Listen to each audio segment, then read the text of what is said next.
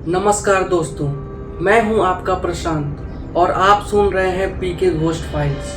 आज मैं आपको एक ऐसी घटना सुनाने जा रहा हूं जो सुनने में तो बस एक डरावनी कहानी लगेगी, लेकिन जिसे सुनकर आप अगली बार रात में सुनसान बस स्टॉप पर खड़े होने से पहले 2 बार सोचेंगे। ये घटना एक सौरभ नाम के एक व्यक्ति के साथ हुई। वो कोई अंधविश्वासी इंसान नहीं था, बल्कि बड़ा प्रैक्टिकल और भूत प्रेत जैसी बातों पर हंसने वाला व्यक्ति था। लेकिन दिसंबर की एक सर्द रात उसके साथ कुछ ऐसा हुआ जिसे याद करके आज भी उसका आवाज कांपने लगता है। तो दोस्तों, लाइट्स ऑफ कर लीजिए और हेडफोन लगा लीजिए और चलिए चलते हैं आधी रात के बस स्टॉप पर। दिसंबर का आखिरी हफ्ता था। दिल्ली की वो ठंड जिसमें हवा सांसों को चीरती हुई लगती है और रात की धुंध इतनी गहरी होती है कि सामने का चेहरा भी धुंधला पड़ जाए। सौरभ उस दिन ऑफिस से बहुत देर तक काम करके निकला था। मेट्रो पकड़कर अपने घर के पास वाले स्टेशन पहुंचा, लेकिन वहां से घर जाने वाली बस की आखिरी सवारी ही बची थी। रात के 12 बजने वाली थी। बस स्टॉप शहर के बिल्कुल किनारे पर था। आसपास न कोई दुकान खुली थी, न चहल पहल। सिर्फ एक पुरानी चाय की टपरी थी जो ताले में बंद थी और पीछे की तरफ फैला हुआ मैदान जिसमें झाड़ियों के बीच से ठंडी हवा सीधे हड्डियों तक चुभ रही थी। सड़क पर स्ट्रीट लाइट्स लगी थी, लेकिन धुंध ने उनकी रोशनी को पीला और थका हुआ बना दिया था। घड़ी में 12:52 हो रहे थे। सौरभ ने खुद को और कसकर लपेटा और अकेला था, क्योंकि अगले ही पल उसे अपने बाएं तरफ कुछ हलचल नजर आई। धुंध के बीच से एक लंबा दुबला आदमी आ रहा था। उसके कंधे झुके हुए, कपड़े पुराने और मैले हुए थे और चेहरे पर लंबी सफेद दाढ़ी। हाथ में एक पुराना बैग था, इतना धूल भरा कि जैसे सालों से अलमारी में पड़ा हो। वो धीरे धीरे बिना कोई आवाज किए चलता हुआ आया और बेंच पर बैठ गया। सौरभ ने सोचा, ठीक है, कोई और भी बस का इंतजार कर रहा है। लेकिन अजीब बात यह थी कि उस आदमी की आंखें लगातार उसी पर टिकी थी। कोई पलक झपकना नहीं, कोई नजर इधर उधर नहीं, बस सीधा घूरना। सौरभ ने नजरें मोड़ ली, लेकिन उसके दिल में एक अनजानी घबराहट बैठने लगी। ठंडी हवा के साथ एक अजीब सा भारीपन उस बस स्टॉप पर फैल गया था। करीब 2 मिनट बाद सड़क के दूसरी तरफ से एक महिला आई, सिर पर भूरे रंग का शॉल और हाथ में एक कपड़े की पोटली।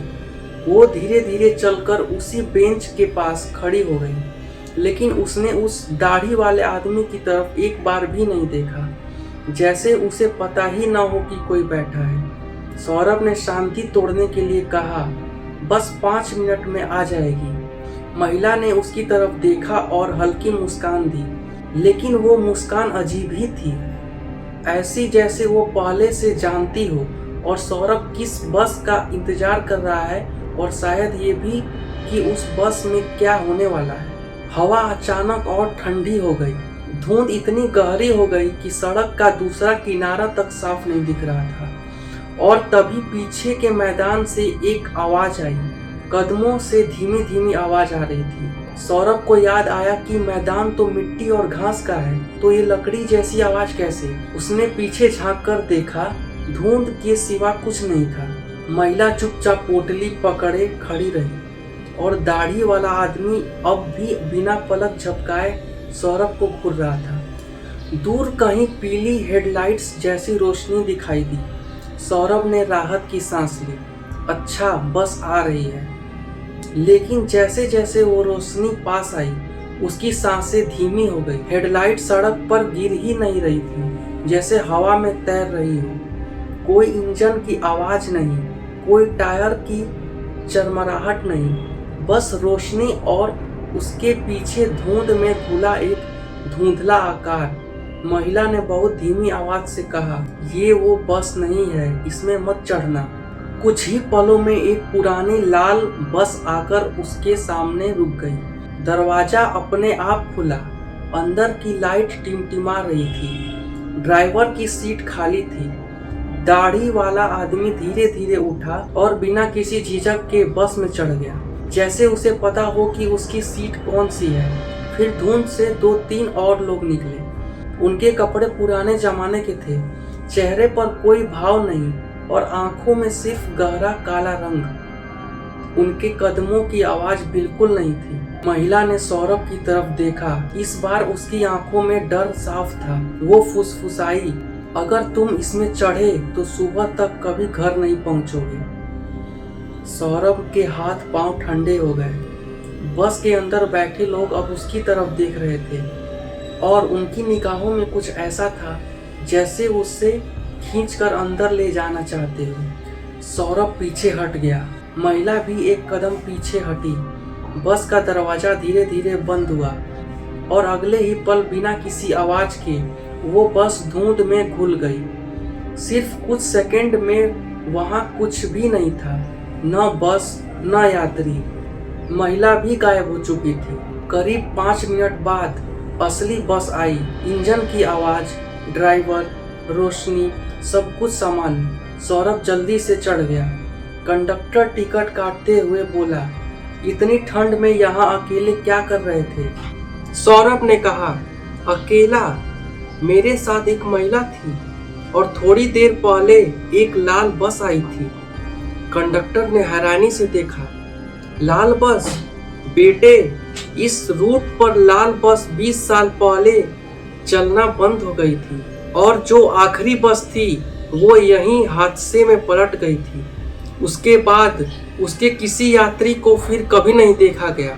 बस में बैठने के बाद भी सौरभ का दिल तेज धड़क रहा था। उसने सोचा कि शायद सब थकान का असर हो, लेकिन खिड़की से बाहर देखते ही उसकी रीढ़ की सिहरन दौड़ गई। सड़क के किनारे धुंध के बीच वही दाढ़ी वाला आदमी खड़ा था। उसकी आंखें अब भी सौरभ को देख रही थी और उसके कपड़े हवा में बिल्कुल नहीं हिल रहे थे। बस में लगभग 10 से 12 लोग थे, लेकिन सभी चुप। कोई बात नहीं कर रहा था, कोई फोन नहीं देख रहा था। सब सीधे सामने देख रहे थे।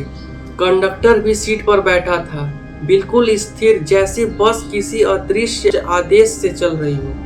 खिड़की के शीशे से सौरभ ने अपनी परछाई देखी, लेकिन पीछे वही महिला का चेहरा था। खाली आंखें, चौड़ी मुस्कान। वो मुड़ा, वहां कोई नहीं था। फिर शीशे में देखा, चेहरा गायब हो गया। करीब 15 मिनट बाद बस एक सुनसान जगह पर रुक गई। सिर्फ धुंध और सूखे पेड़। सभी यात्री एक साथ खड़े होकर उतरने लगे। उनके कदमों की कोई आवाज नहीं थी। सौरभ कंडक्टर से पूछा, ये कौन सा स्टॉप है? मेरा घर तो अभी बहुत आगे है। कंडक्टर ने उसकी तरफ देखा। उसकी आंखें बिल्कुल काली थी। वो बोला, ये आखिरी स्टॉप है। तो दोस्तों, अगर कभी आप भी किसी सुनसान बस स्टॉप पर आधी रात को धुंध में लिपटी एक पुरानी लाल बस दिखे, तो याद रखिए, कुछ सवारियां अपनी मंजिल तक कभी नहीं पहुंचती और शायद आपको भी न पहुंचने दे। तो दोस्तों, मैं हूं आपका प्रशांत और आप सुन रहे थे पीके घोस्ट फाइल्स की आज की कहानी। अगर आपको ये कहानी पसंद आई हो तो सब्सक्राइब जरूर करें और अगली बार फिर मिलेंगे एक और डरावनी दास्तां के साथ। नमस्कार दोस्तों।